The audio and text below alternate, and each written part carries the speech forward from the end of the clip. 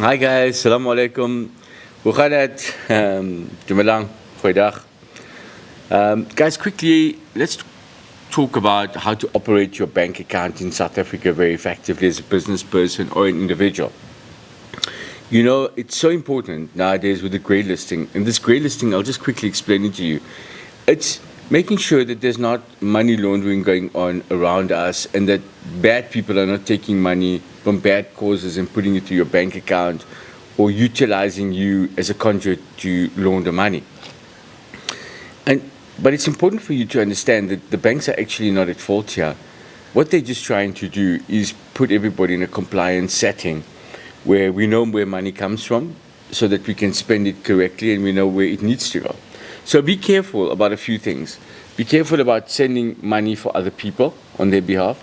Be careful about depositing cash, which you shouldn't be having in any event, but if you do, then you need to disclose it. Be very careful about not being in a position where you can't explain an expense.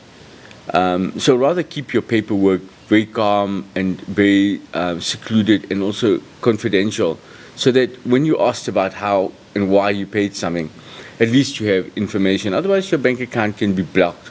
Otherwise, you can just find yourself in a situation of an investigation that's really got nothing to do with you. And sometimes you don't even understand it. So when you pay something, make sure you keep the documentation for paying it in a small file or somewhere in your business. When you're paying a big amount of money, make sure you KYC, in other words, know your client factor about where you're paying it or how you're paying it or what you're doing. Even if you pay your sister a loan, just keep the document, make sure you have something on file, etc. Even if you're paying your wife some money, make sure it's either a loan or it's part of a salary or your husband for that matter. But just keep a bit more paperwork so that you're able to explain your actions. Because if you don't, what happens ordinarily is that you get a notice and obviously the bank asks questions because they need to from a compliance perspective.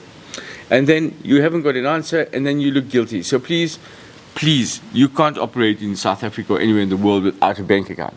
Make sure that you're operating it correctly and responsibly. Also, in your bank account helps you to add and subtract in mind. Make sure at the end of the month you understand what your total expenses have been and what your total income has been. So automatically nowadays with the apps in the banks, you can just work out, hey, this is the type of money I have. This is what I spent. Actually very cool for you to be able to have.